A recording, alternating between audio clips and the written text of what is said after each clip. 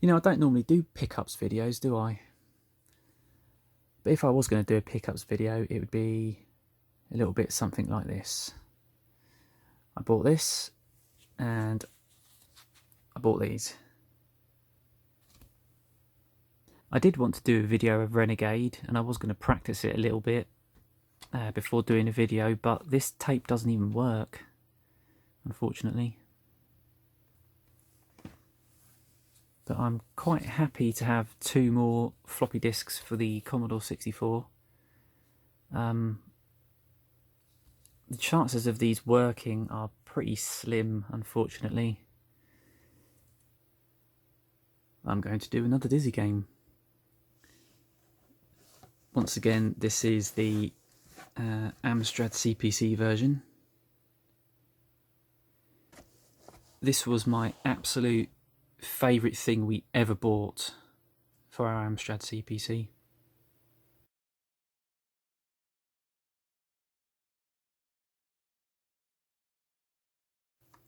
Right, here's the cassette. There's 2 games on the same cassette here.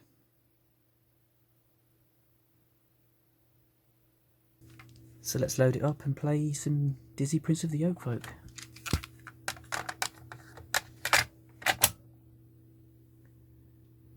Back to that wonderful blue basic screen again.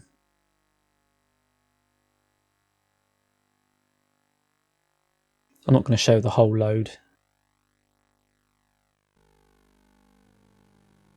It's a bit of an eye-opener when you see these loading screens loading from a cassette.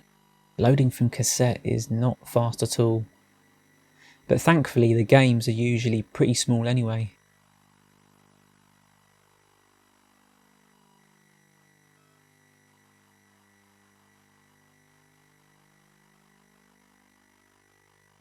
Right, so here we are, Dizzy Prince of the Yolkfolk. An exclusive game for Dizzy collectors. I won't talk for a little bit.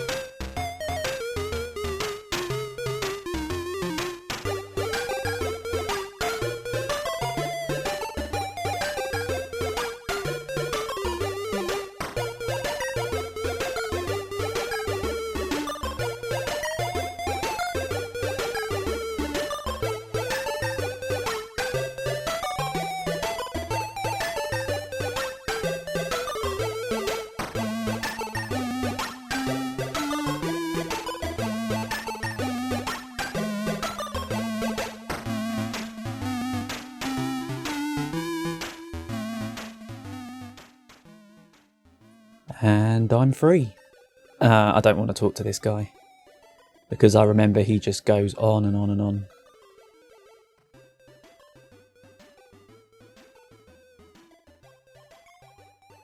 You can't get past him yet. It's funny that there's all these characters that are mean to Dizzy. Some of them are mean to Dizzy, but Dizzy just strolls on by with a big smile on his face.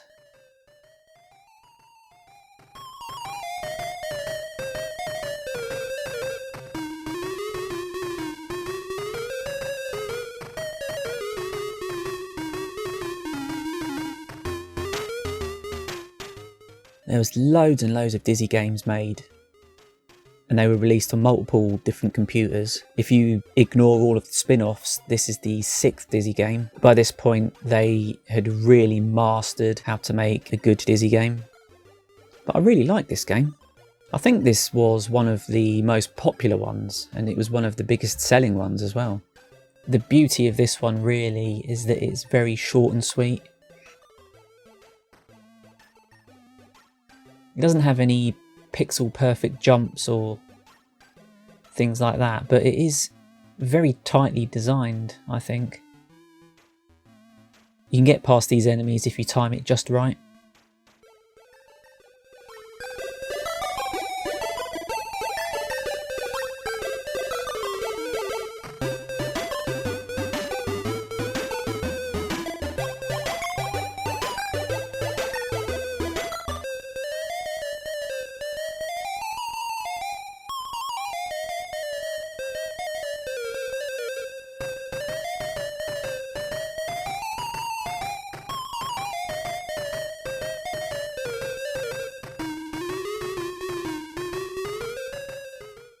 Now you can't tell by just looking at it, but that is a gold nugget, which will come in very useful. Oh yeah, don't forget that cherry. I don't remember this game having an awful lot of back and forth. Some of these Dizzy games do tend to have a lot of walking around, where you'll have one object that's quite far away and you just have to walk.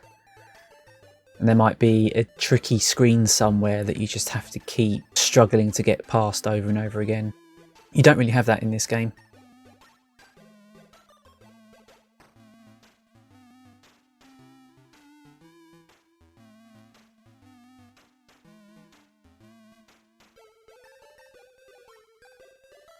Although you do have this area, you have this boat here that goes across this little bit of water. That water will always kill you, because in this particular game there's no way to go in the water. That rule does sort of vary from game to game actually.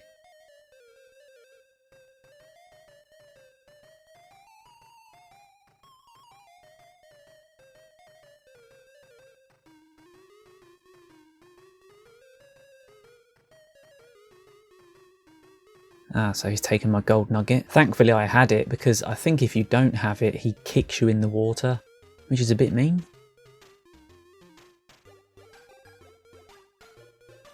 Oh yeah, and you can talk to him again. It's not obvious, but you can talk to him again. You can help him out by helping make his boat faster. That's a little puzzle for later on.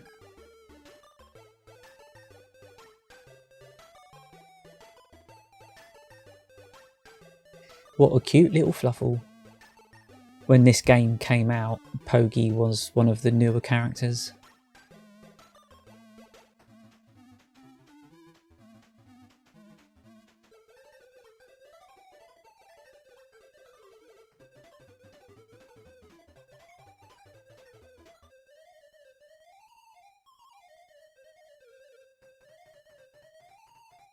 So there's no way I'm going to be able to jump across there. So what can I do? Use the only item that I have. Apparently this is an enchanted forest. It's not really the biggest forest in the world, it's only 4 trees. This little thing is a sign that they were experts with the game engine, because that little jump to get to that platform that I just jumped on is really quite tricky, because it's very easy to just overdo it slightly and then you'll move up to the screen above.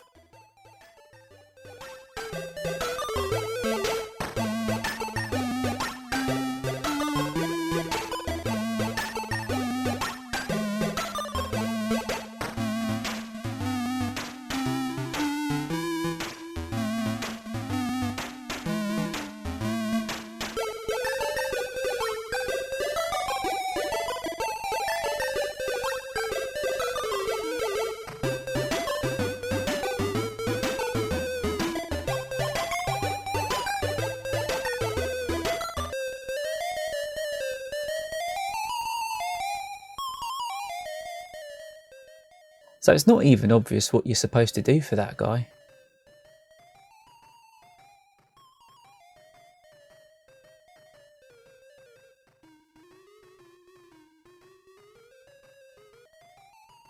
I have Pogi in a cage now. I think Pogi is supposed to be Daisy's pet.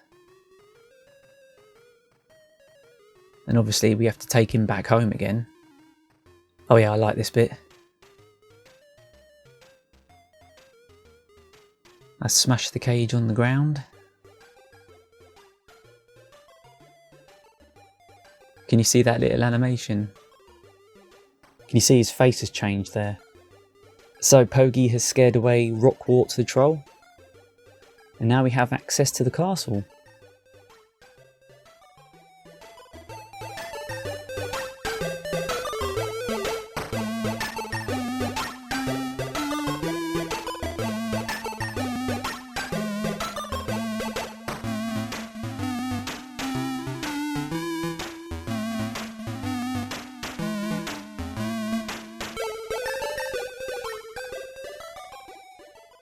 I do have to talk to this guy at some point. Oh well, I've dealt with that problem already.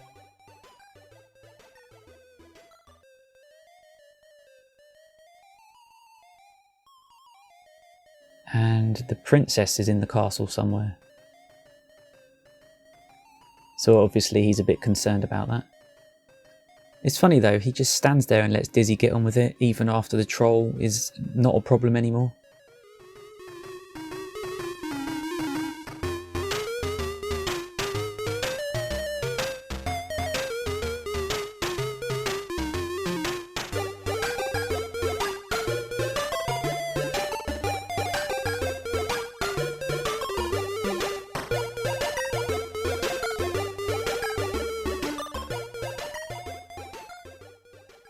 An outboard motor. Now, what could I use that for? I like the fact that the puzzles in this aren't too obscure.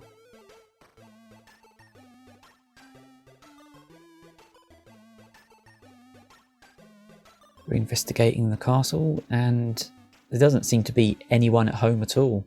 There's not any servants. The Queen's not here. It's funny how I think about that now. When I played this game back at the time, I never thought about that sort of thing.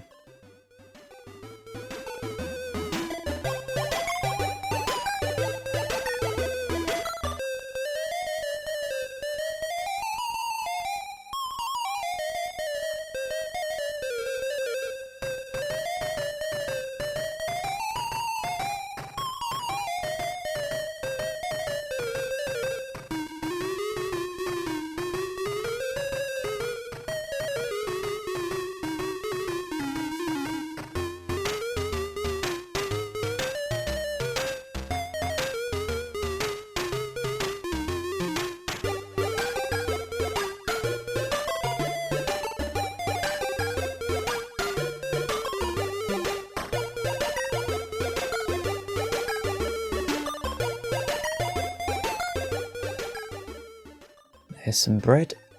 There are a couple of items in this game that are red herrings, actually. And that guy that works in the castle there, he gives you a flying carpet.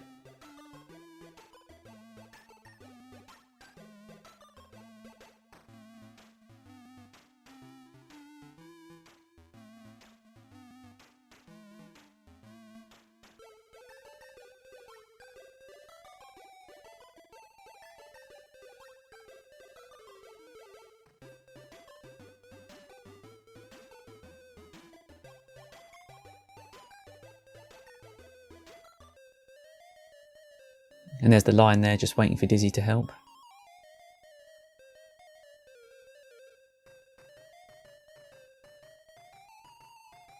I said earlier that there's no tricky screens that you have to go past again and again and again, but I guess I was wrong about that, because this is one of those sorts of screens.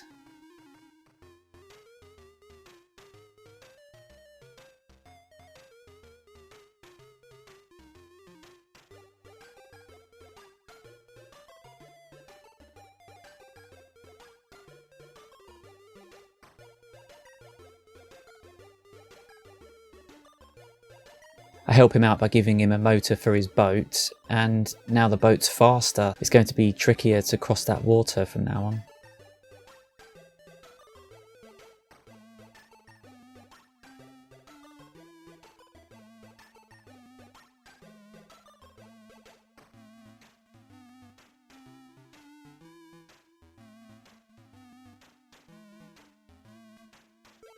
I am not going to be able to progress if I can't get up that little platform there. Poor Dizzy keeps scraping his face on the side of it.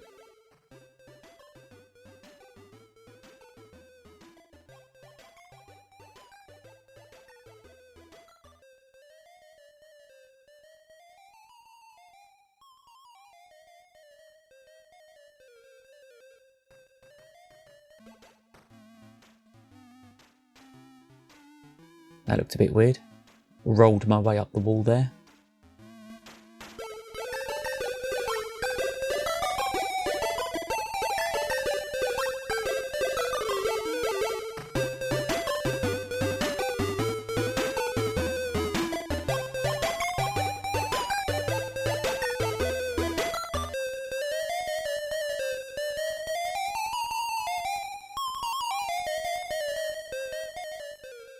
Did you hear how slow the music went in that room? The poor Amstrad is struggling to render 2 Dizzies at the same time. Now, he might look innocent, but that is an evil doppelganger. Am I the one at the top or the bottom?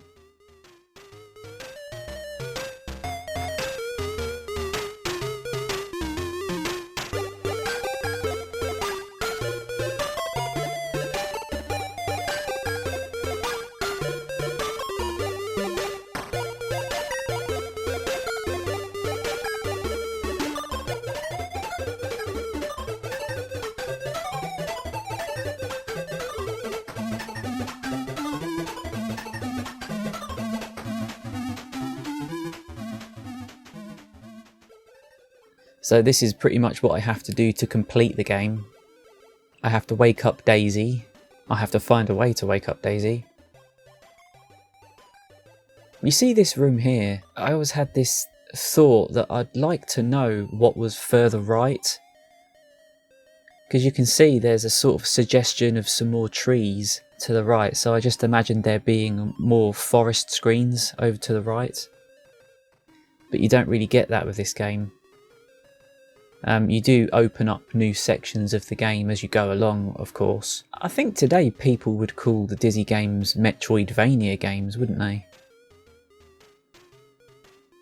Only you don't learn new skills as you go along.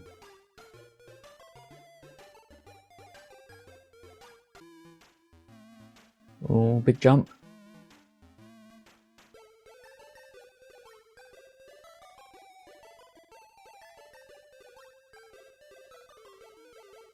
Nice skill, Andy. Very nicely done.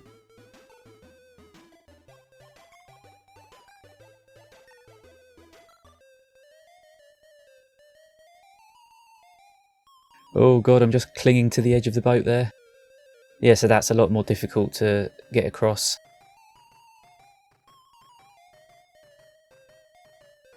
Yeah, I'm really making some progress now, actually. Oh yeah, here's the line again.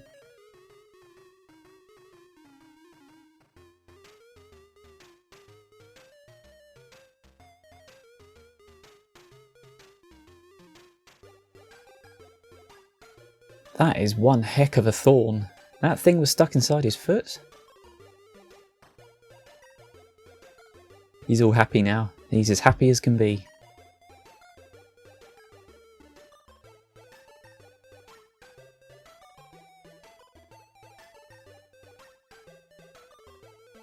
It almost amazes me just how much people that made these games got out of the sound chips of these machines. I find this tune really catchy. I don't think it is just me that thinks this, but it seems like the quality of the music in these computer games, not just sometimes, they were often better than the games themselves.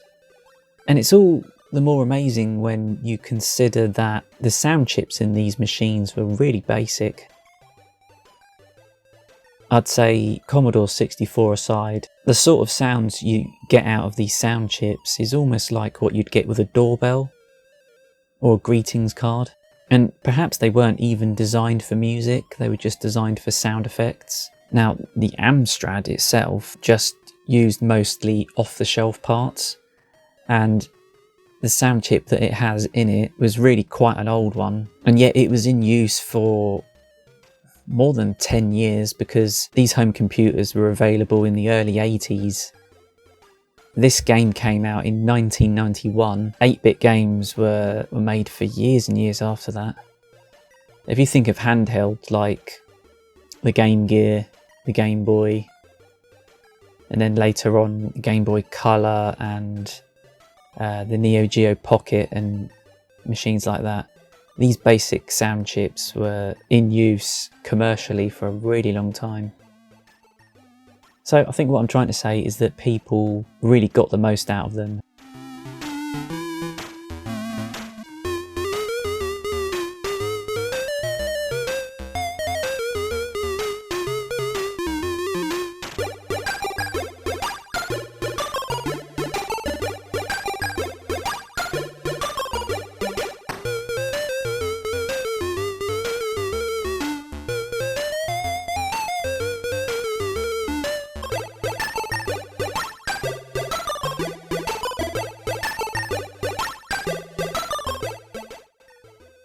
Alright, so now I can finally get out the back of the castle, and I think that is the last couple of screens in the game. It's funny, you get a magic carpet and a joke book from that guy. It's the joke book that's more useful.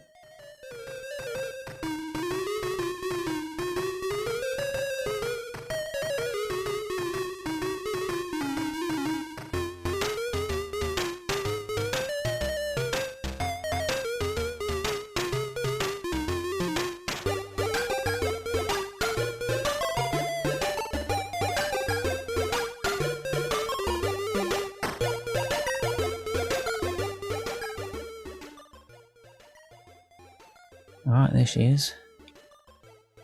The king is away on crusades apparently. I didn't realise the game was that old. Actually, what is her problem at this point?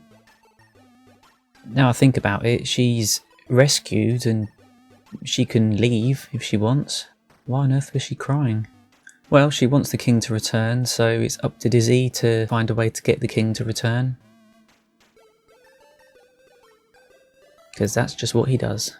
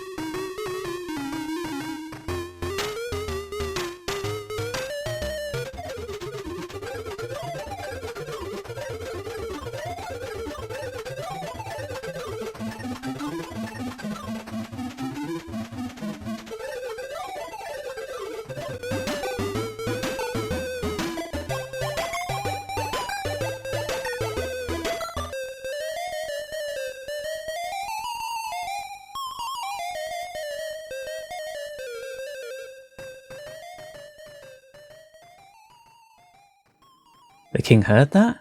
Where was he exactly?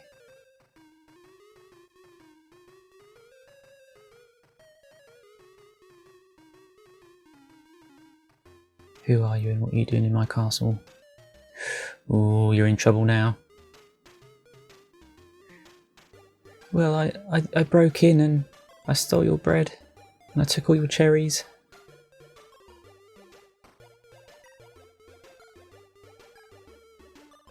That king is pissed off. I only have 20 cherries, but that's all you need in this game, because it's a much smaller game than the other games. You only need 20 cherries.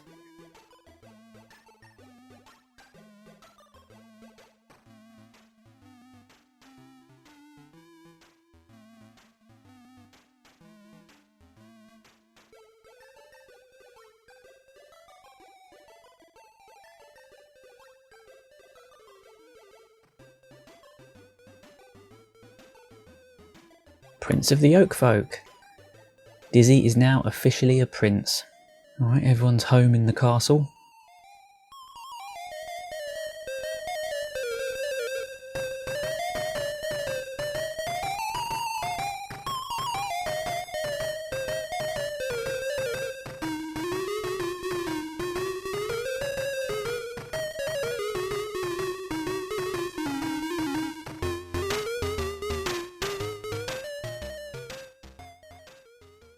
I guess I'll just leave Pogie there.